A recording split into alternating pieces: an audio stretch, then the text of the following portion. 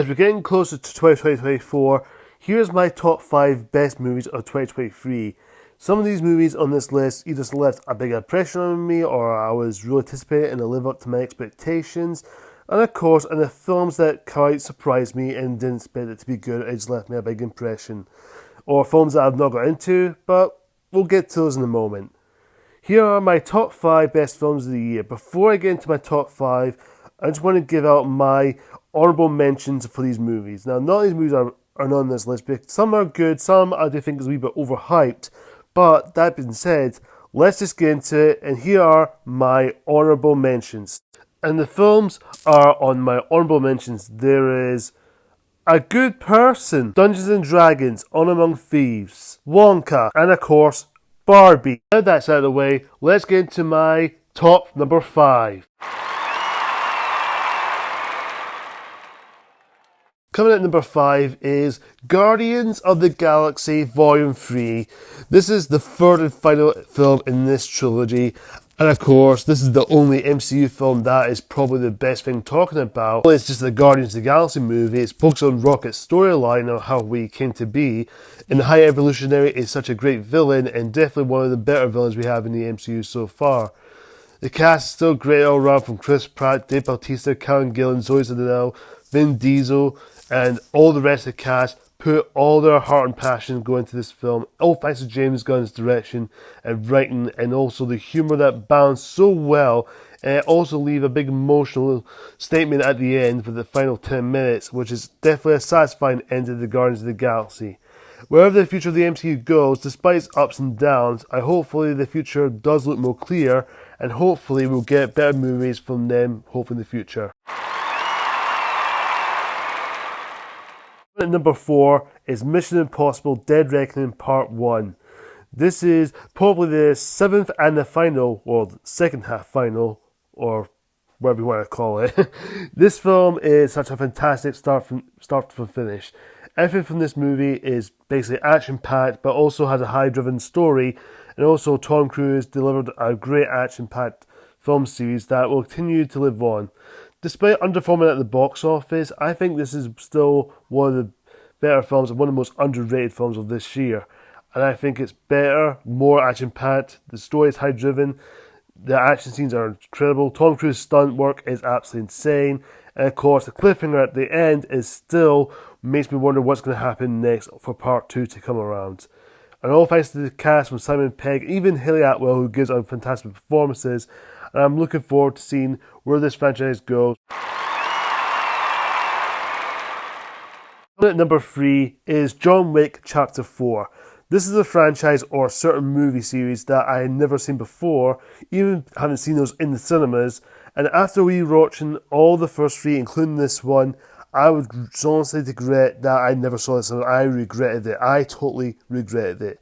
This movie is absolutely insane. From the very start to the very ending shot of the movie. My jaw was dropped, my heart was racing, especially the one scene with the bird's eye view is probably the most best action scene from a movie, and absolutely incredible. Keanu Reeves delivers a great performance, and it's definitely one of the best action films I ever seen, with a high blood pumping action, with so many great characters, so many great moments, and definitely do not mess with his dog.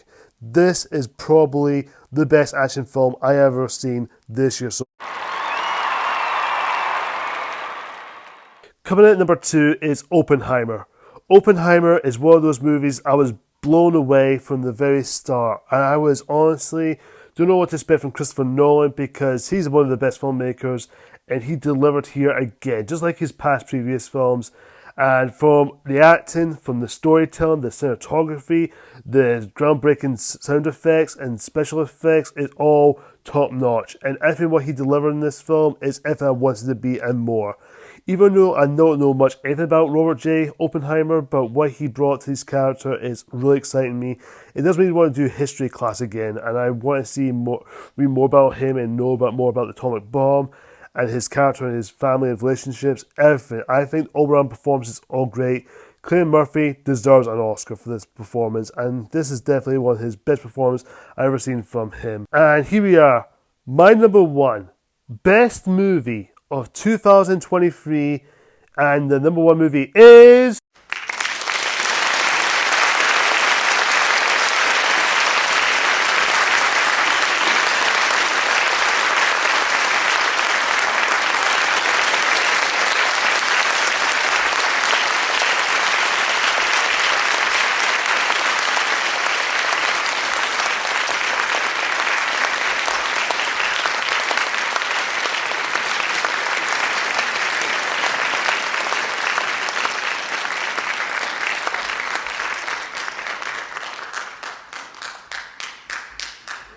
Here we are. My number one best movie of the year is Spider-Man Across the Spider-Verse. Why is this number one? Well, it's pretty obvious. We all know the first film, Into the Spider-Verse, is a masterpiece.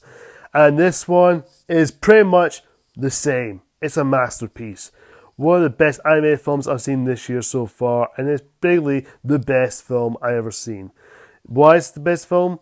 Because the storytelling that they're telling is, well, simple, but it does have a complex deep into it, and also explore the lore of Spider-Man.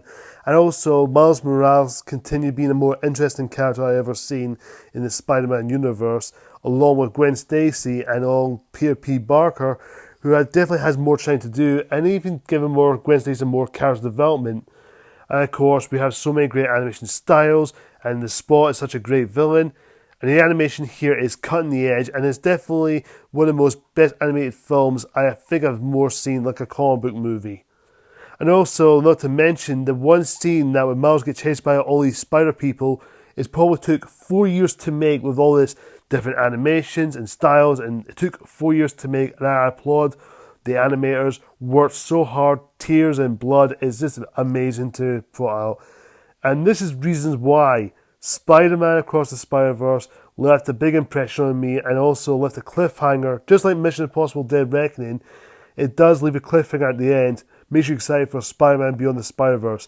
And I won't be surprised if Spider-Man Beyond the Spider-Verse gets on my top movies, wherever that film is coming. And that's my top 5 best movies of 2023.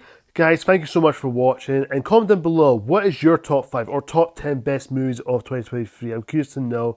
Comment down below. Also, like, comment, subscribe, hit that icon bell for more future videos like this. Until next time, guys, I want to wish you all guys a happy new year and best wishes for 2024. And I'm very excited what movies that's coming out in 2024 that is going to get me putting these films on this list. Overall, guys, until next time, see ya!